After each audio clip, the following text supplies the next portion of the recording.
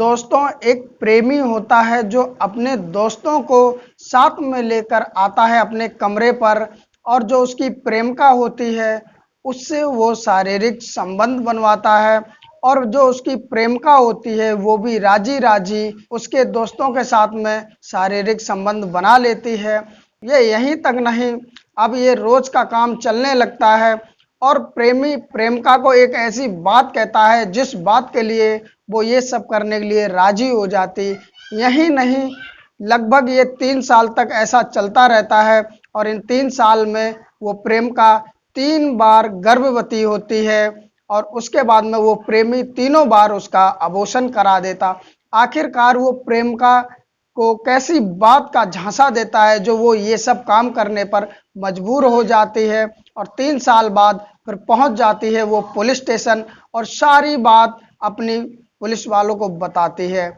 दोस्तों, जो ये कहानी है बेहद ही शर्मसार है और जो आजकल की लड़कियां हैं उनको ये देखने लायक और इससे सीख लेने लायक है।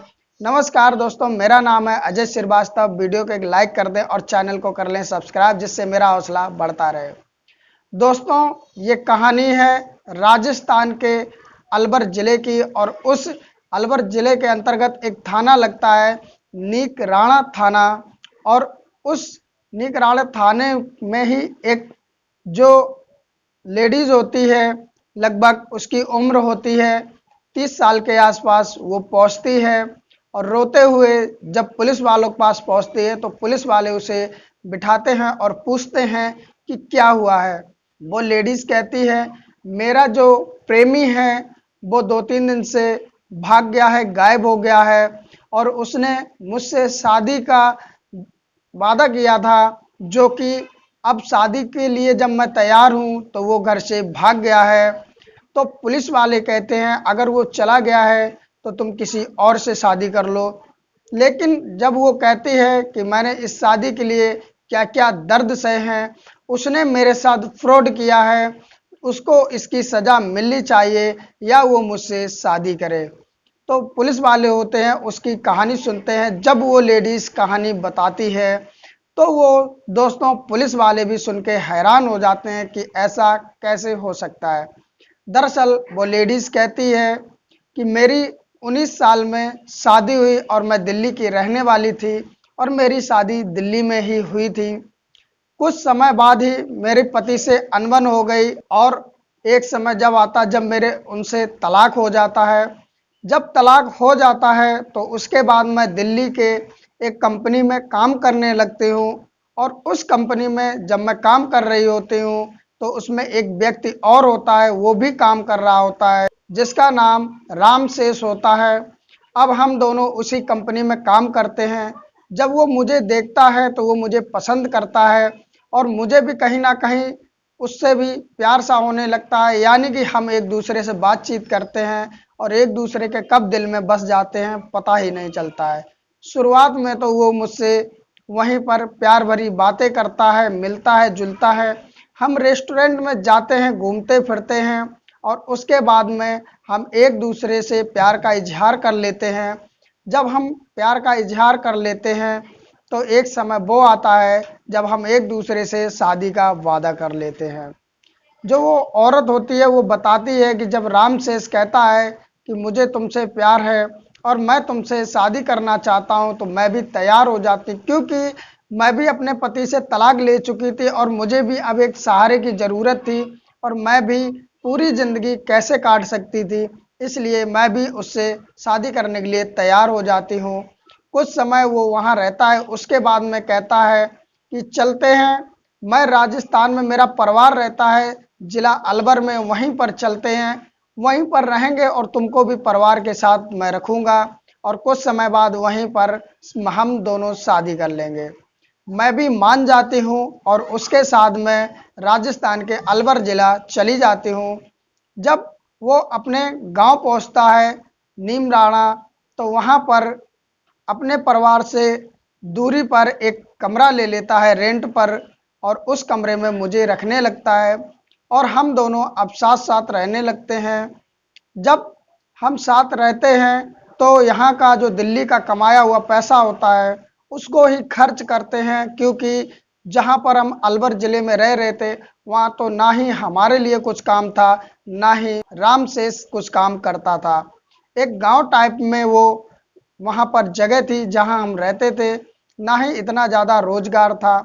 लेकिन हमने 3-4 महीने कोई भी काम नहीं किया, ना ही रामशेष ने कुछ काम किया, हम घर पर ही रहते। अब धीरे-धीरे रामशेष के पास और मेरे पास पैसे खर्च हो जाते हैं, पैसे बचते नहीं हैं।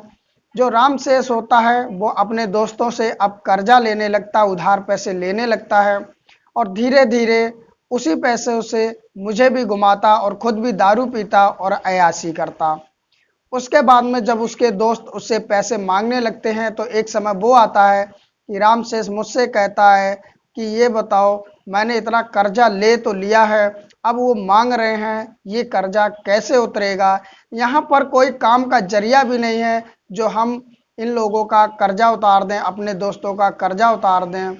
वो मुझसे कहता है कि एक काम करो, मैं दोस्तों को बुला के लाऊंगा और तुम उनको खुश कर देना।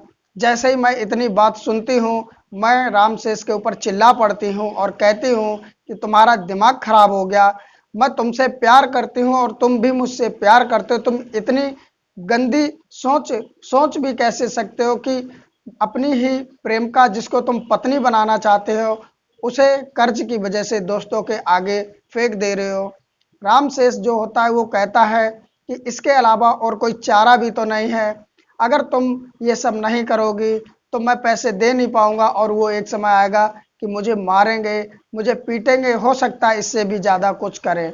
जब मैं इतनी बात सुनती हूँ तो मैं रामशेष से बहुत ज़्यादा प्यार करती थी, तो जब उसके मारने पीटने की बात सुनती हूँ तो मैं भी कहीं ना कहीं उसकी बातों में आ जाती हूँ और मैं ये मान लेती हूँ कि ठीक है, तुम अपने दोस्तों को ले आना, मैं उनके साथ संबंध बना लूँगी।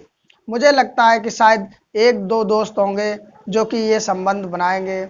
मैं मान जाती हूँ और 2-3 दिन बाद ही रामशेष एक दोस्त को अपने साथ ले आता है और मेरे के साथ एक कमरे में बंद कर देता है।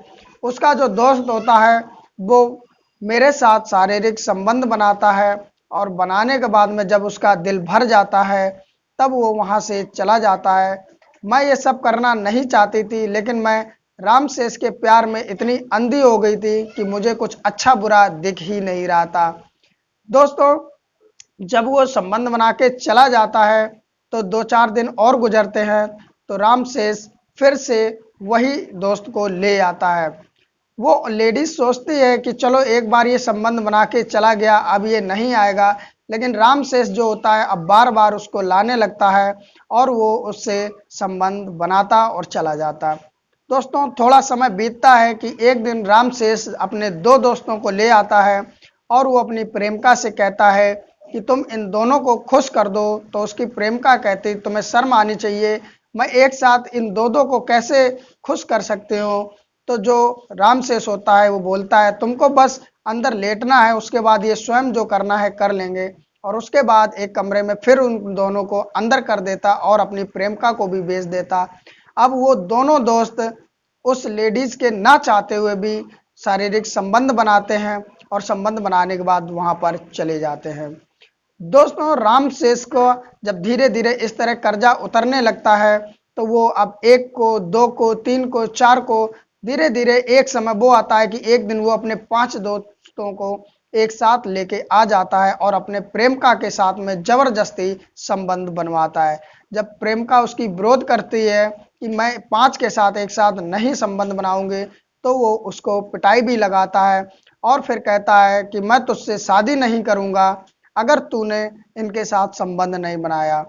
तो वो प्रेमिका फिर से मान जाती है और ना चाहते हुए भी अब वो एक साथ उन 5 के साथ में शारीरिक संबंध बनाती है और उसके बाद में जब वो शारीरिक संबंध बना लेते तो वो चले जाते। अब दोस्तों, ये रोज का काम हो जाता है और धीरे धीरे समय बीतने लगता है। एक समय जब आता है जब रामशेष का सारा कर्जा उतर जाता है, तो उसकी प्रेमिका उससे कहती है कि एक काम करो, अब सारा कर्जा उतर गया है, अब तुम मुझसे शादी कर लो। रामशेष जो होता है वो कहता है कुछ दिन और रुको, मैं जल्द ही तुमसे शादी कर लूंगा। लेकिन दोस्तों, रामशेष अब दोस्तों के साथ में नए नए ग्राहक लाने लगता है और अपनी प्रेमिका से शारीरिक संबंध बनवाने लगता है और उन सब से वो पैसे लेता है। दोस्तों, जब प्रेमिका मना करती है तो रामसेस उसे मारता भी है और धमकी भी देता है कि मैं तुझसे शादी नहीं करूंगा। जो उसकी प्रेमिका होती है वो मजबूरन ये काम करने लगती है। धीरे धीरे दोस्तों 2 साल बीत जाते हैं और इसी बीच में वो प्रेमिका 3 बार गर्भवती हो जाती है और जो रामसेस होता है उसका तीनों बार अबॉर्शन करा देता है। धीरे धीरे ऐसे ही चलता रहता है। लगभग 3 साल बीत जाते हैं और 3 साल बाद जब ये प्रेमिका उसकी समझ जाती है कि जो रामसेस है वो सिर्फ मुझे यूज कर रहा है और मेरा शारीरिक शोषण कर रहा है, यानी कि मुझसे वेश्यावृत्ति करवा रहा है, क्योंकि वो ये सब चीज बर्दाश्त कर रही होती है कि वो पहले शुरुआत में तो अपने 1-2 दोस्तों को लाता, फिर धीरे धीरे 3-4-5 दोस्तों को लाता और अब तो हर दिन कोई ना कोई नया व्यक्ति आता और उसके साथ शारीरिक संबंध बनाता। वो भली बात ही जान चुकी होती है कि जो रामसेस होता है वो मुझसे वेश्यावृत्ति करा रहा। दोस्तों, जब 3 साल बीत जाते हैं तो वो बताती है कि अब हमारा सारा कर्जा भी उतर चुका था और अच्छे खासे हमारे पास पैसे भी थे। मैंने रामसेस से बोला कि अब मैं ये काम नहीं करूंगी। जब मैंने इस काम का विरोध किया तो उसने मारना पीटना शुरू कर दिया और धमकी भी देता था कि मैं तुमसे शादी नहीं करूंगा। लेकिन जब मैं इस चीज़ का कड़ा विरोध किया कि जब तक तुम शादी नहीं करोगे तब तक मैं ये कुछ भी काम नहीं करूंगी, अगर तुम शादी कर लोगे मुझसे तो तुम जैसा चाहोगे वैसा मैं करने लग जाऊंगी। उसके बाद में 25 अप्रैल को ये घर से भाग जाता है और आज लगभग 3 दिन हो गए इंतजार करते करते, अभी तक वो आया नहीं। मुझे ऐसा लगता है कि ये यहाँ से भाग गया और ये मुझसे शादी नहीं करेगा। ये सिर्फ 3 साल तक मेरा मिसयूज करता रहा, मुझसे वेश्यावृत्ति करवाता रहा, जिससे मैं बहुत ज़्यादा प्रताड़ित हूँ। ना चाहते हुए भी मुझे ये सब करना पड़ा क्योंकि मैं चाहती थी कि शायद एक दिन रामसेस मुझसे शादी कर लेगा। मैं उसके प्यार में इतनी पागल हो गई कि मुझे अच्छा बुरा कुछ समझ में नहीं आ रहा था। लेकिन जब रामसेस मेरा यूज करने के बाद में आज मुझे छोड़ के चला गया तब मुझे एहसास हुआ कि उसने मुझे धोखा दिया। मैं तुमसे इंसाफ मांगने आई। जब इतनी सारी बात जो वो लेडीज पुलिस वालों को बताती है तो कहीं ना कहीं पुलिस वाले भी बहुत ज़्यादा हैरान होते हैं।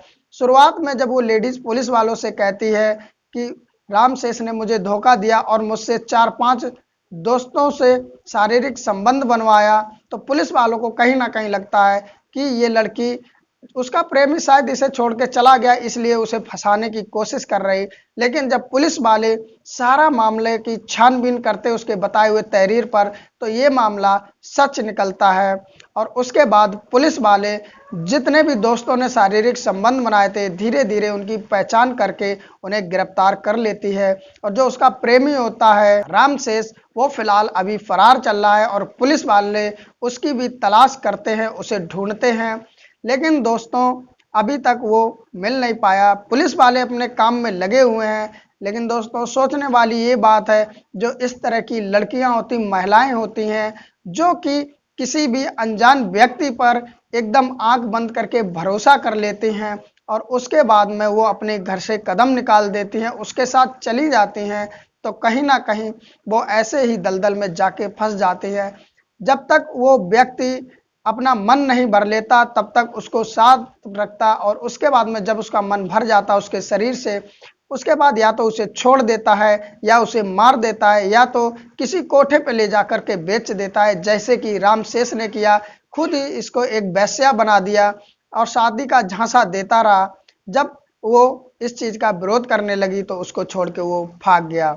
दोस्तों ये उन लेडीजों के लिए सबक है, लड़कियों के लिए सबक है जो कि किसी अनजान पे भरोसा करके घर से कदम निकालते समय एक भी बार नहीं सोचते कि मेरा आगे क्या होगा।